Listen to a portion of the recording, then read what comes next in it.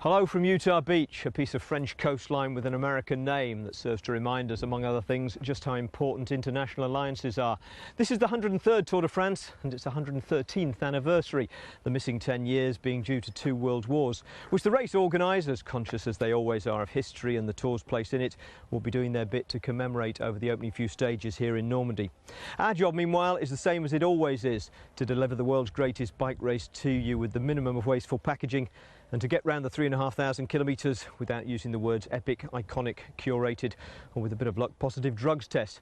There's a number, though, that's pretty much unavoidable this year, particularly if you're Chris Froome. 3, that's a magic number. It's the magic number. Somewhere in this hip-hop soul community was born 3 mixed up in me, and that's a magic number. When Chris Froome stood on the podium in Paris last year, it was as the latest successful applicant to a private members club, one founded by Lucien Petit-Breton in 1908 and since swelled to a baker's dozen by the likes of Fausto Coppi, Bernard Thévenet and Laurent Fignon. That is, men who've managed to win the Tour de France twice. This year he has the chance to enter the inner 3-time winner sanctum, currently occupied by Philippe Thys, Louison Bobet and Greg LeMond. Ahead of him then would be only the greatest names in Tour history: Indurain, Hinault, Anquetil and Merckx. There's currently no one ahead of Froome in the pre-race betting. He's the narrow favourite, although given the bookies' recent record of odds-making on major events, that might not reassure him much. Nairo Quintana is second favourite at 2-1. Alberto Contador is at 5-1. Then it's Richie Porte ahead of Fabio Aru, Thibaut Pinot, Vincenzo Nibali, TJ Van Garderen and Romain Bardet.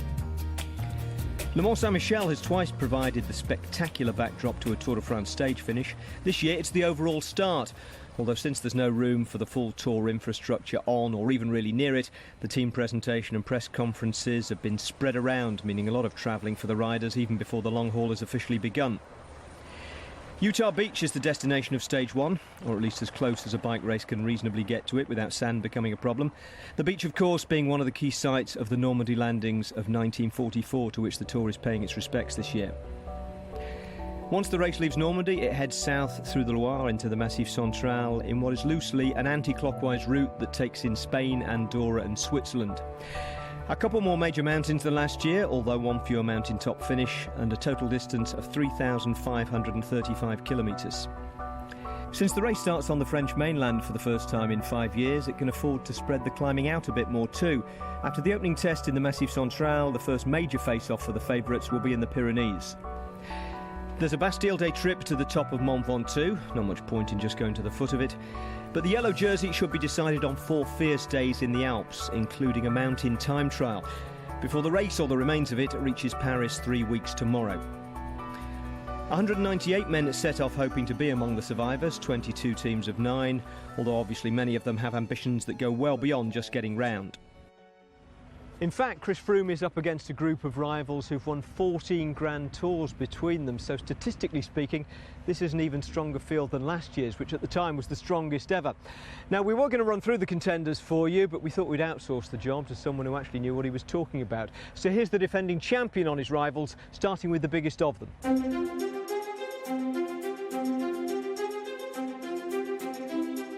Nairo Quintana, both times that I've won the Tour, he's finished runner-up to me, so I expect that this year he's probably going to be, again, my biggest rival.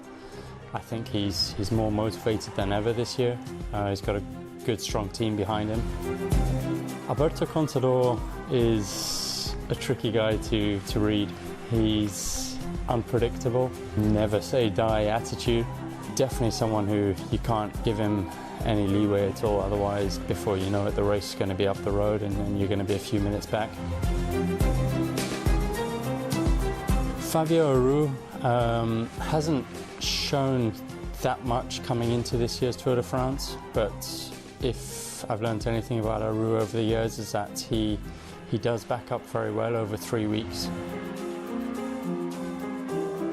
Vincenzo Nibali has just come off winning the Giro d'Italia, so it'll be interesting to see where he's at with his form. We know that he has the potential to be up there and to be a main contender for this year's Tour. it will depend on how he's recovered after the Giro. TJ, you can never write TJ off. He's always there and thereabouts. So be interesting to see how he and Richie coordinate that dynamic at BMC, and I'm sure having two leaders will play in their favour. Thibaut Pinot, he's just won the French national time trial. He will be a real contender in this year's Tour. See how he goes in the mountains, but both he and Romain Bardet will be, I think, flying the flag for France. Yeah, well, it's a dangerous sport, flag flying. I think we might stick to cycling and punditry. And I'm happy to say that Chief Pundit Chris Boardman's with us for the duration. Chris Froome, as ever, was very polite, working his way through his rivals.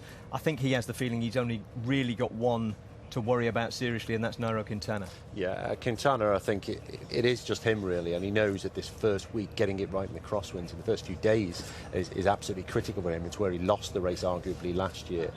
He's got a strong team, but Chris Froome's team is phenomenal. I mean, it's really well balanced. He's got 3 for the mountains, 3 for the flat stages, and 3 that can do just about anything. So it's the best team I think we've ever seen him have. Yeah, so he's got the advantage in teams, but other people are presumably going to gang up and have a go at him, and Alberto Contador might be fading, but he's fading from a very high level, and he is the kind of rider who will attack from 3 mountains out where others would wait for the final one. He has, literally been there, seen it and done it, so he's got nothing to lose. He's here, he wants to try to win at least, and I think his style of riding, the same with Nibali and Aru to a degree. You've got quite a few riders in there that could cause some trouble, but they need to not ride against each other. If they can not chase each other, force Sky to do that and use up his team, then they've got a chance. All right, a Tour designed to be won in the mountains in the final week, but in order to contest it in the mountains in the final week, you have to get through another tricky, treacherous first week of the Tour de France, which is full of crosswinds, starting today. Let's have a look at the route map.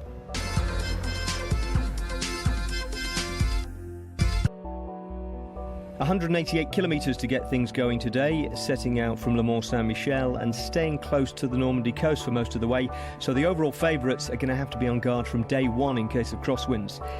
It'd take a storm-force gale for the stage to end in anything but a bunch finish, though. This is the 3rd time in 4 years that the Tour has offered the sprinters a chance to take the first yellow jersey of the race, and Marcel Kittel has taken the previous 2. As we switch over both sides of the road, the 2 big sprint teams, our 2 principal favourites, Kittel and Greipel, have got command at this moment in time. You virtually feel the energy coming out of that bunch now as the sprinters try to maintain the position, let nobody else onto the game. I'm hesitating. I'm watching Greipel down there. He's trying to be pushed off his wheel. He's not having any of it. Yes, but on the other side, there's another white jersey with bands around the middle, right on the wheel of Marcel Kittel, and that is the man we don't really regard as a pure sprinter. That, of course, Peter Sagan, but he knows how to freelance his way through a situation like this, and he has picked, I think, the wheel of Marcel Kittel for his chance to get himself a stage victory today. Will it be the right wheel? We've been told that Peter is going to go for it today, even though we always say he's not a pure sprinter. And this is, I think, a pure sprint finish. But we'll find out as we continue into the last 2.5 kilometres to go. And Lotto Jumbo are beginning to burst onto the scene. They have a secret sprinter. They certainly do. That's Dylan Groenewegen. He's the 3rd place rider on the right-hand side there. He's just recently been crowned a champion of Holland, and that's why his team has come to the front. Wow. This is the moment you have to have your nerves. You have to wait for the right moment to make that acceleration. But this is also the kind of sprint, Phil, where we're looking now. I told you we're going to be looking at speeds approaching 70 kilometres an hour. We're doing faster than 40 miles an hour now. We're going to hit 50 miles an hour if we keep this up, and that's 80 kilometres an hour, because this wind that we'll get in the last 2 kilometres, there's nothing, only the fields here as we head directly towards the museum on Utah Beach. And if they don't stop, then they go into La Manche. And the drive for Katusha now, their big sprinter, Alexander Kristoff, is who they're thinking of.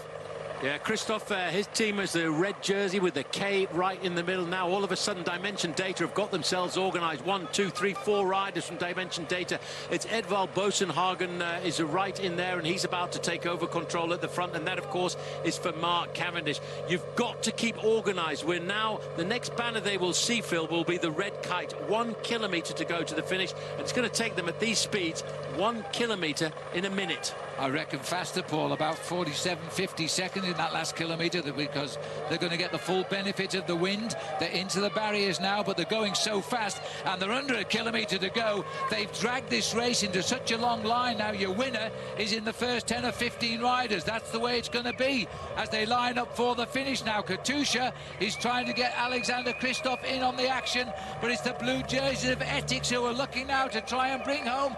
Marcel Kittel is in a very good position at the moment. Dimension Data is there. Cavendish is there, about 5 men down, and that's all. There's a crash on that corner as they all fan out. A lot of riders have gone down, but it won't hurt the riders at the front here. Renshaw goes. Where's Mark Cavendish? Not on his wheel as they open up for the line now. Peter Sagan coming on the left. Marcel Kittel in the centre in blue. This is going to be an amazing result here for the world champion, or is it? As they close in on the line, it is still coming up towards the line. It looks to me as though this is Cavendish on the line. It's going to go down to the photo, but that is an exceptional ride by Mark Cavendish. Well, he has dreamed about this, Phil, for so many years. He's had a couple of occasions. He tried it in Corsica. He tried it in Harrogate, but now all of a sudden he got everything right on the day. We'll take a look at that again, Paul, but Mark Cavendish has just got his first of 2 ambitions this year. There has been quite a heavy fall there. One of the Bora riders is down. The presentation, here's the happiness of the finish, though.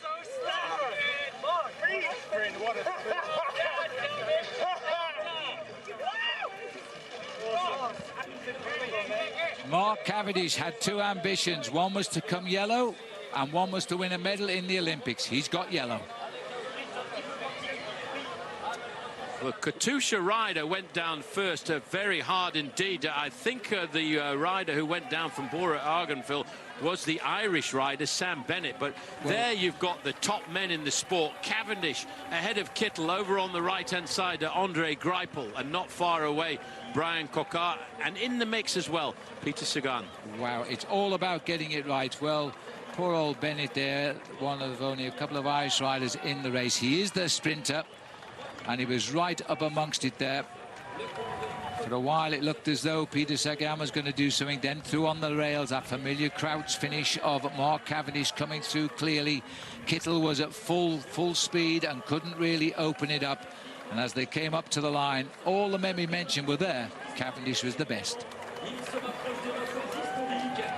Well, Utah Beach has seen a dramatic finish, a nasty accident, the provisional result then. So it's Mark Cavendish gets the victory ahead of Marcel Kittel, the big favourite on the day. Peter Sagan, the world champion, up there in 3rd place and laying down the foundations for another crack at the green jersey points competition. Well, he's been hugging Mark Renshaw on and off longer than he has his family, Mark Cavendish, all the way back to Team Columbia. The family themselves were hugging each other as he crossed the line first, although some of the younger members weren't entirely sure whether it was a happy occasion or not. Here's the confirmation that it was. Mark Cavendish winning his 27th stage of the Tour de France, although the first that he's taken ahead of Marcel Kittel. Peter Sagan was 3rd, Andre Greipel was 4th.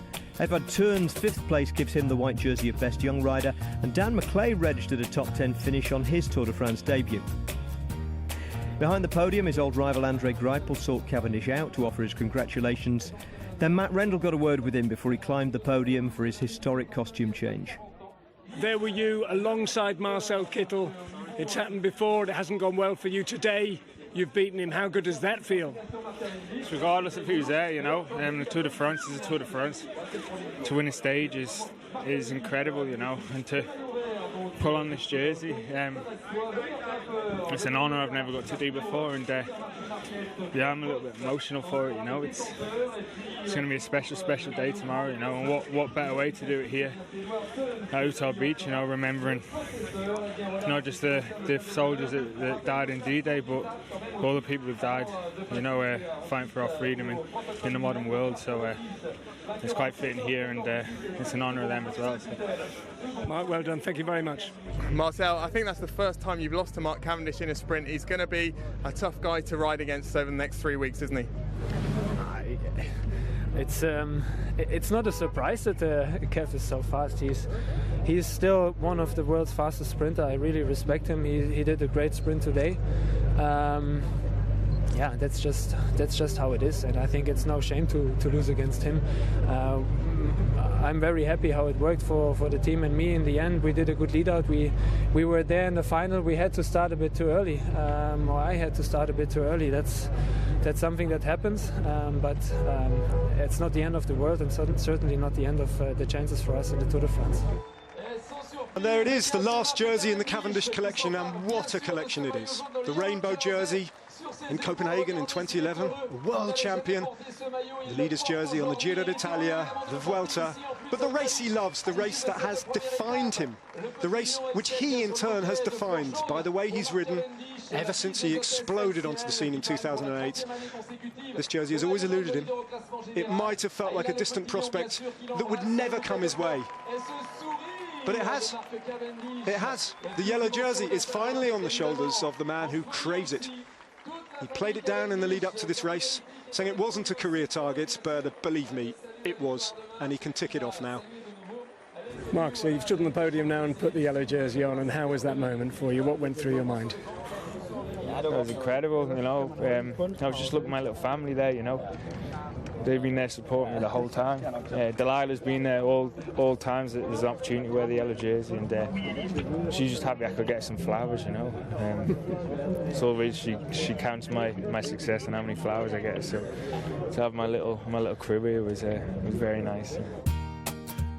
So, as always on stage one, the general classification reflects the order over the line, give or take a time bonus. 10, 6 and 4 seconds for the first 3 places, which means Mark Cavendish has a lead of 4 seconds over Marcel Kittel and 6 over Peter Sagan. Everyone who was held up in the crash on the finishing straight got the same time as the winner, so they're all 10 seconds back. Which doesn't mean the crash has had no impact on the race. This view of the one involving Alberto Contador confirms that he simply lost his wheel on the bend and shows just how nasty that can be. He insists the application of ice to his wounds is all he needs. Some of the casualties of the crash in the home straight were worse off. Here's Ireland's Sam Bennett after he came down. One shoulder cut, the other arm held in the classic pose that indicates a collarbone break. He headed off to hospital for x-rays. Katusha's Mikael Mørkøv was the man who went down first, apparently after clipping a barrier. This was the state of his bike afterwards. He was more or less in one piece, but needed help out of the car and into the team hotel. Katusha say his main injury is a deep thigh bruise from his own handlebar, but he's expected to start tomorrow, if not finish. One final order of business back at the stage finish, once the podium protocols had all been completed, was the laying of flowers by a selection of riders at the Utah Beach Monument, which commemorates the achievements of the US forces who fought to liberate the Cotentin Peninsula in 1944.